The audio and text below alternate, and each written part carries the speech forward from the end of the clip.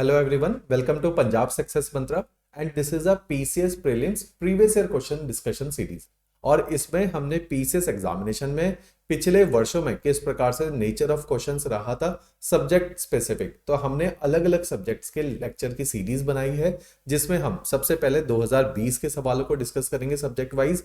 फिर उसके बाद 2018, 2015 जब जब पीसीएस एग्जामिनेशन पिछले 10 सालों में हुआ है तो उनके प्रीवियस ईयर पीसीएस के क्वेश्चंस को हम लोग डिस्कस करेंगे so that you would get a fair idea कि किस प्रकार से एग्जामिनेशन में सवालों का पूछने का तरीका है कमीशन का। तो ये पूरा ऑब्जेक्टिव है इस सीरीज का। ऑलराइट, तो इस सीरीज को रात को 9 बजे लॉन्च किया जाता है और आप इसको क्विकली 10 से 15 मिनट में देख सकते हैं। ऑलराइट, और इससे रिलेटेड जो कंटेंट है वो हमारे टेलीग्राम चैनल पे शेयर भी किया जाता है।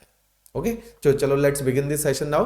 तो सबसे पहले हम ज्योग्राफी का एक बार क्विकली सिलेबस देख लेते हैं। ज्योग्राफी का जो सिलेबस है कमीशन ने जो प्रपोज किया है प्रीलिम्स को लेके, तो वो सिलेबस आप देखोगे काफी ज्यादा इंडियन ज्योग्राफी की तरफ टिल्ट है। अगर population distribution, density, growth, comparison, migration, ये सब इंडिया के रिस्पेक्ट में, ह्यूमन सेटलमेंट इंडिया के रिस्पेक्ट में, मिनरल एंड एनर्जी रिसोर्सेज, सब कुछ इंडिया के कंटेक्स्ट में ही सवाल पूछे जाते हैं। दूसरी तरफ है थोड़ा सा फिजिकल ज्योग्राफी की भी बात करी हुई है, लेकिन एनवायरनमेंट के अंदर उसका ये सिलेबस दिया है, जैसे composition and structure of the atmosphere, जो कि फिजिकल ज्योग्राफी में क्लाइमेटोलॉजी से सिलेबस है। और इसको अगर आपने कवर करना है तो fundamental of physical geography class 11 के एनसीईआरटी को पढ़ना पड़ता है। Similarly with the case of solar system, heat balance, temperature, atmospheric circulation and weather system, water cycle, ये सब कुछ ही फिजिकल ज्योग्राफी में क्लाइमेटोलॉजी के अंतर्गत कवर किया जाता है। अगर सॉइल्स की बात करेंगे तो ये इंडियन ज्योग्राफी में फंडामेंटल ऑफ फिजिकल ज्योग्राफी में थोड़ा सा जियोमॉर्फोलॉजी में इसका जिक्र है। उसके बाद 11वीं क्लास के एनसीईआरटी इंडिया फिजिकल एनवायरनमेंट में इंडिया की सॉइल सारी दे रखी है।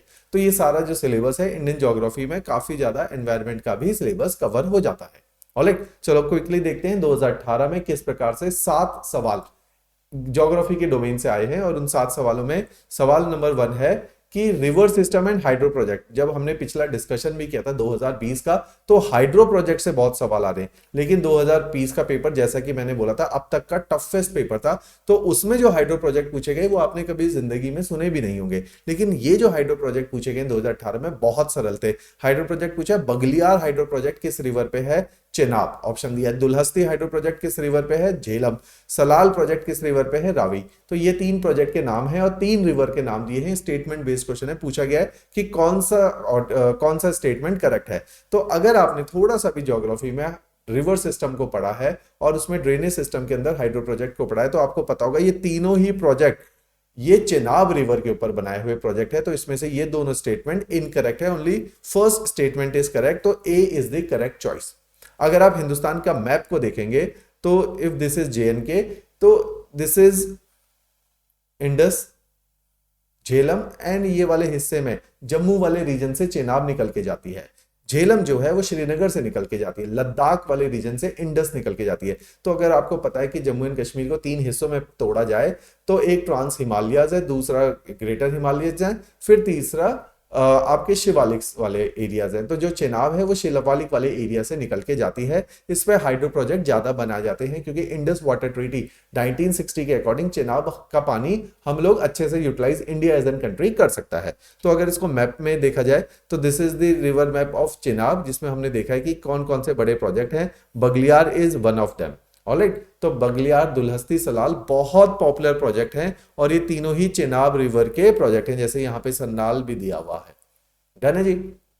चलिए सेकंड क्वेश्चन, ये क्वेश्चन है हमारा रिसोर्सेज के ऊपर से और इसमें पूछा गया है कि इन तीनों में से कौन सा इनकरेक्टली मैच है। तो देखिए, एक कॉन्सेप्ट है अल्ट्रा मेगा पावर प्रोजेक्ट, एक कॉन्सेप्ट है टाइडल प्रोजेक्ट, एक कॉन्सेप्ट है हाइड्रो प्रोजेक्ट, फिर न्यूक्लियर प्रोजेक्ट। तो हमें अल्ट्रा पावर मेगा प्रोजेक्ट के बारे में पता होना चाहिए। ये एक हैवी इसको बोला जा सकता है कि coal based thermal power plant है और हैवी का कंटेक्स्ट है कि इनसे एनर्जी प्रोडक्शन बहुत हाई है, अप टू 4000 मेगावाट। क्योंकि हमें पता है हिंदुस्तान के अंदर अर्बनाइजेशन बढ़ रहा है, पॉपुलेशन राइज बढ़ रही है, जिसकी वजह से एनर्जी कंजप्शन ज्यादा है, डिमांड बढ़ रही है। डिमांड क्योंकि बढ़ रही है, इंडस्ट्रीज भी बढ़ रही है। इन सबको देखते हुए हमें ज्यादा से ज्यादा एनर्जी प्रोड्यूस करनी है। इसी मुहिम में सरकार हर प्रकार की एनर्जी को एक्सटेंड कर रही है और पुश दे रही है। उसी पुश के अंतर्गत coal based thermal power plant अभी तक हमारे छोटे थे, पुरानी टेक्नोलॉजी पे चलते थे, अब हमने टेक्नोलॉजी चेंज करी है, जिसकी वजह से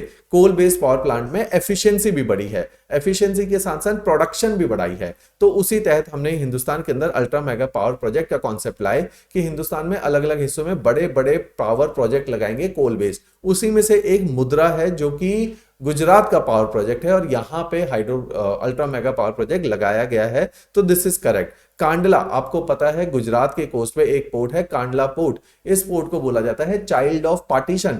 जैसे ही पार्टीशन हुआ तो हमारे हाथ से कराची निकल गया और Karachi one of the very good port था हमारे एक्सपोर्ट के लिए, कॉटन एक्सपोर्ट यहां से होता था। लेकिन जैसे ही ये पार्टीशन के बाद पोर्ट निकल गया, हमें इमीडिएटली एक पोर्ट बनाने की आवश्यकता थी, तो कांडला बनाया। अगर गुजरात की लोकेशन देखोगे, यहां पे कांडला है, ये जो सारा टाइडल इनलेट है जिसको एब एंड फ्लो बोला जाता है, ये पोर्ट यहां पे बनाया गया है। तो yes, it is very true, Kandla is a tidal port. Sethu Samudram, this is a project which I will mention later in this lecture, क्योंकि एक क्वेश्चन सेतु समुद्रम से भी आया हुआ है। This is incorrect, it is not a hydro project, it is a project which was meant to break the corals of India. तो ये सेतु समुद्रम different project है जिसको विस्तार में मैं बाद में बताऊंगा। तो this is the incorrect choice, जो कि पूछा है कि कौन सा इनकरेक्ट है, तो सी इज द इनकरेक्ट। लास्ट एक बार देख लेते हैं, कुंडाकुलम प्रोजेक्ट, ये एक न्यूक्लियर प्रोजेक्ट है और आपने काफी पॉपुलर नाम सुना है, कुंडाकुलम एंड कल्पकम। ये दो नए प्रोजेक्ट हैं जो कि तमिलनाडु में हमने बनाए हैं। तो these are the two projects. तो इसका एक मैप है जो मैं आपसे शेयर कर रहा हूं, और ये जो क्वेश्चन का डिस्कशन है, इनके डिटेल मैपिंग है, ये भी आपके टेलीग्राम चैनल पे रखे जा रहे हैं। तो आप देखेंगे कि अल्ट्रा मेगा पावर प्रोजेक्ट का जैसे मैंने बताया था, पॉपुलर साइट देखिए मुंद्रा जो कि गुजरात में है, ये तीनों ही साइट ससान, अकलतारा, सुंदरगढ़, ये मध्य प्रदेश में है। मुंबई में बनाया जा रहा है, गोवा एंड टाडरी में बनाया जा रहा है क्योंकि यहाँ पे कोयले की प्रोडक्शन है। गुजरात में इसलिए बनाया जा रहा है क्योंकि यहाँ पे इंडस्ट्रियलाइजेशन बहुत ज्यादा है, तो एनर्जी की डिमांड ज्यादा है। इन सारे एरियाज में इसलिए बनाया जा रहा है क्योंकि साउथ इंडिया में automobile industries and multiple industries हैं, जिसकी वजह से पावर की डिमांड बहुत ज्यादा है।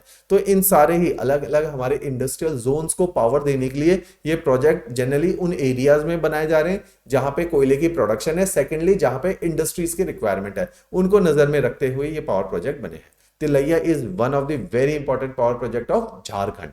ऑलराइट जी, चलिए next is nuclear power project. जैसा कि मैंने आपको बताया था, एक नरोड़ा यूपी में है, कुमार भाटा हमारा, रावत भाटा हमारा कोटा में है, राजस्थान के अंदर प्रोजेक्ट है, और हमारा काकड़ापारा प्रोजेक्ट आपको पता है गुजरात के अंदर है, कैगा प्रोजेक्ट कर्नाटका है, कल्पकम एंड कुंडाकुलम ये दो प्रोजेक्ट आपके तमिलनाडु में हैं, जो कि आपसे सवाल भी पूछा है। जयपुर आपका one of the oldest nuclear facilities है जो 1950s एंड 60s में बन चुका था, और ये महाराष्ट्र का है, इंडिया का पहला न्यूक्लियर पावर फैसिलिटी है। ऑलराइट जी, चलिए मेजर पोर्ट ऑफ इंडिया, क्योंकि कांडला के बारे में पूछा गया तो मैंने सोचा आपको बता दें कि 13 मेजर पोर्ट हिंदुस्तान के कौन से, आपके एनसीईआरटी में भी मेंशन है। Starting with the Kandla port, Mumbai JNPT नया बनाया है, जवाहरलाल नेहरू पोर्ट ट्रस्ट, उसके बाद मरमेगांव, मंगलुरु पोर्ट, कोची पोर्ट, टूटिकोरम, चेन्नई, इन्नौर, ये तीनों ही पोर्ट तमिलनाडु के अंदर है। Visakhapatnam, Paradip one of the port known for its iron ore export, Paradip port, Kolkata port जो कि पूरे नॉर्थ ईस्ट का गेटवे माना जाता है। ऑलराइट, किसी टाइम पे ब्रिटिश टाइम पे ये टी के लिए बहुत फेमस था कि यहां से टी एक्सपोर्ट बहुत हाई अमाउंट में होता था, और यहीं से ही पेट्रोलियम ब्रिटिश लेके जाते थे जो कि आसाम से निकलता था। ऑलराइट, तो ये इंडिया के कुछ मेजर पोर्ट्स हैं। ये पीडीएफ भी आपके साथ टेलीग्राम पे शेयर की जाएगी। ऑलराइट, चलो जी, तीसरा क्वेश्चन ये पूछता है कि हिंदुस्तान में 0 माइल सेंटर किसको बोला जाता है, जो कि इंडिया का ज्योग्राफिकल सेंटर है। तो आपको पता होना चाहिए ज्योग्राफी की दृष्टि से हिंदुस्तान का ये जो सिटी है ये है Jabalpur. It is considered as the centre point of India from the perspective of geography, east to west, north to south, India का सेंटर निकलता है। तो B is the most appropriate choice. Moving ahead with the question number 4, इसमें पूछा गया एक programme है integrated watershed management programme. इस प्रोग्राम के अंतर्गत पूछा गया कि क्या क्या इसके फीचर्स हैं। तो आपको समझना पड़ेगा, इंटीग्रेटेड वाटरशेड मैनेजमेंट प्रोग्राम एक प्रोग्राम है जिसमें गवर्नमेंट कहती है कि अगर रिवर के अंदर वाटर के लेवल को बढ़ाना है तो सबसे पहले हमें उन एरियाज में बारिश का ध्यान रखना पड़ेगा जहां से रिवर में पानी जाता है। तो हमें पता है हिमालयन रिवर्स अगर हैं, ग्लेशियर फेड रिवर हैं, तो अगर हिमालयाज में ज्यादा बारिश होगी, ज्यादा बारिश की वजह से पानी का वॉल्यूम बढ़ेगा। तो हम कोशिश करेंगे कि हिमालयन एरियाज में इस तरह के प्रोजेक्ट्स को लगाएं या एफॉरेस्टेशन करें। उसकी वजह से ज्यादा बारिश होगी, रिवर के अंदर ज्यादा बारिश होगी, और एफॉरेस्टेशन करोगे तो सॉइल इरोजन जो हिमालयस में पहले हो रहा है बिकॉज ऑफ द डिफॉरेस्टेशन, वो भी कम हो जाएगा, बारिशें भी बढ़ेंगी। तो इस तरह के इसमें कई प्रोजेक्ट है। दूसरा, इन फ्यूचर आगे आगे ये पानी जाएगा तो आप इसके ग्राउंड वाटर को रिचार्ज करने की बात करोगे, तो basically it is for socio economic development of all the people who are living around this complete entire river. Means पहले जो हमारी अप्रोच रिवर को लेके होती थी वो स्टेट वाइज होती थी, फिर हमें लगा कि river is a geographical entity, it is not a political entity. Political entity का मतलब है ये देश और स्टेट की बाउंड्रीज को फॉलो नहीं करती है रिवर, तो मींस इसको ज्योग्राफी के दृष्टिकोण से ही इस प्रॉब्लम को अप्रोच करना पड़ेगा और रिवर को as a geographical living entity की तरह ट्रीट करो, जहां से ये पैदा हो रही है और जहां तक इसका माउथ है उन दोनों जगह पे काम करना पड़ेगा। इसलिए पूरी रिवर का ध्यान रखो अगर आपको सारे काम रेन वाटर हार्वेस्टिंग करनी है, ग्राउंड वाटर रिचार्ज करना है, सॉइल इरोजन से बचाना है, फ्लड एंड ड्राउट से बचाना है, और पानी के वॉल्यूम को बढ़ाना है। तो इस पूरे बड़े प्रोजेक्ट का नाम है इंटीग्रेटेड, इसलिए इसको integrated watershed management programme. Watershed वो एरिया है जहां से रिवर पानी लेती है और जहां पूरे एरिया में पानी देती है, मींस जहां पे रिवर का कैचमेंट एरिया और जहां पे रिवर अपने फ्लड को फेंकती है। तो इट्स का क्या बेनिफिट है? Prevention of soil run of, बिल्कुल ठीक बात है। Linking the country perennial river with seasonal river, ये नहीं है, ये इंटरलिंकिंग ऑफ प्रोजेक्ट की बात है, ये इंटीग्रेटेड वाटरशेड मैनेजमेंट की बात नहीं है। Rain water harvesting and recharge of ground water, इसका एक बहुत अहम हिस्सा है। रीजनरेशन ऑफ नेचुरल वेजिटेशन, जैसा कि मैंने आपको बोला था, एफॉरेस्टेशन इसका एक बहुत इंपॉर्टेंट अंग है। तो जहां पे भी 2 पॉइंट लिखा है उसको काट दो। इसके अलावा this is the most appropriate choice 1, 3 and 4। तो अगर आपको कुछ भी नहीं आता इसमें, ये पता है ना कि 2 इसका पार्ट नहीं है, फिर भी आप इसको एलिमिनेट करके निकाल सकते हो, स्मार्टली भी आप आंसर तक पहुंच सकते हो। चलिए जी, again a question from the domain of resources. तो रिसोर्सेज के बारे में हमें पता होना चाहिए, जैसे ज्वार माइंस राजस्थान की बहुत पॉपुलर माइंस है यूरेनियम के लिए, बिल्कुल ठीक बात है। खेतरी कॉपर की माइंस है, बिल्कुल ठीक बात है। इंडस वैली सिविलाइजेशन में जो कॉपर था वो यहीं से ही निकाला जाता था। Balaghat mines of Madhya Pradesh are famous for copper, ये मैग्नीज से लेना देना नहीं है। Jadugoda mines, first mine of India which is known for uranium production, are the part of Singhbhum district of Jharkhand, zinc के लिए नहीं है। तो 2 ऑप्शन इसमें से करेक्ट हैं, तो 1 और 2 को ढूंढ लेते हैं। A is the appropriate choice. Alright जी, चलिए सेतु समुद्रम प्रोजेक्ट के बारे में पूछा गया। Setu Samudram project is connected with which of the following transport sector. अब इस प्रोजेक्ट के बारे में मैं आपको बताता हूं, जो कि पहले मैंने बोला था। देखिए, हिंदुस्तान के नीचे श्रीलंका और इंडिया के बीच में बहुत सारे कोरल्स हैं, जिनको प्राचीन समय में राम सेतु बोला गया है, या इसको अंग्रेजी में बोला जाता है एडम्स ब्रिज। मींस ये कोरल्स के बने हुए ब्रिजेस हैं, पत्थर हैं, और ये हिंदुस्तान को सुनामी से बचाते हैं या किसी भी प्रकार के इस तरह के हाई वेव से बचाते हैं। इन कोरल्स को एक टाइम हमने सोचा तोड़ दिया जाए ताकि कोस्टल शिपिंग को प्रमोट किया जाता। लेट्स सपोज मुंबई से विशाखापट्टनम जाना है, rather than going via road, हम देखते हैं रोड में बल्क ट्रांसपोर्टेशन की कॉस्ट बहुत ज्यादा है, हैसल्स बहुत ज्यादा है, एनवायरमेंटल पॉल्यूशन होगा।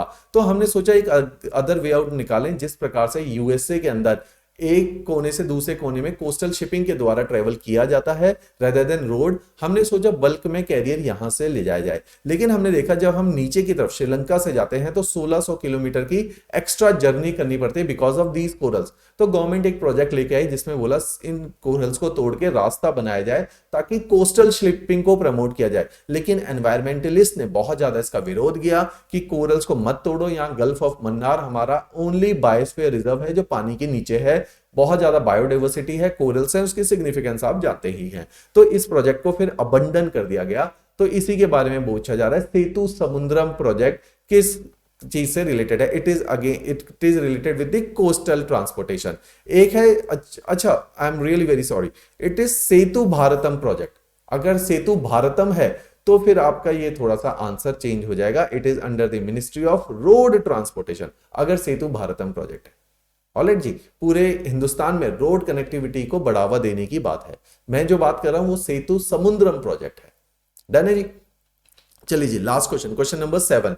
इसमें पूछा गया एग्रीकल्चर की डोमेन से था। देखो मैंने इसलिए सारी चीजें बताई कि ये जो सारे सवाल हैं ये ऑलमोस्ट इंडियन ज्योग्राफी से हैं, रिसोर्सेज से भी आया, एग्रीकल्चर से भी आया, integrated watershed management again agriculture के डोमेन से आया हुआ सवाल है। तो यही सारी डोमेन से सवाल आपके आते रहते हैं। ड्रेनेज से सवाल आया हुआ है, एक बार रिविजिट करो आप सारे सवालों को तो आपको पता चलेगा। एरियाज जैसे ये इंडिया की पॉलिटिकल ज्योग्राफी से सवाल है, ये आपका रिसोर्सेज से एंड इंडस्ट्री से आया हुआ सवाल है, ये आपका ड्रेनेज सिस्टम से आया हुआ सवाल है। चलो moving ahead with the last question, इसमें पूछा एग्रीकल्चर के डोमेन से इक्वेटोरियल रीजन में कौन कौन सी उगाई जाने वाली क्रॉप है। इक्वेटोरियल रीजन का ज्योग्राफी में मतलब एग्जैक्ट इक्वेटोरियल नहीं होता, इसका मतलब होता है जहां टेम्परेचर बहुत ज्यादा हो, क्लाइमेट बहुत ह्यूमिड हो, यहां पे रबड़ उगाया जाता है। बिल्कुल ठीक बात है, एग्जांपल ले लो, केरला के अंदर रबड़ प्लांटेशन है क्योंकि हॉट एंड ह्यूमिड क्लाइमेट है। कोकोआ उगाया जाता है, बिल्कुल ठीक बात है। अफ्रीका की इन नेशंस को याद करो जहां कोकोआ इंडस्ट्री थ्राइव करती, कोकोआ का कल्टीवेशन है। टी उगाया जाता है, बिल्कुल ठीक बात है।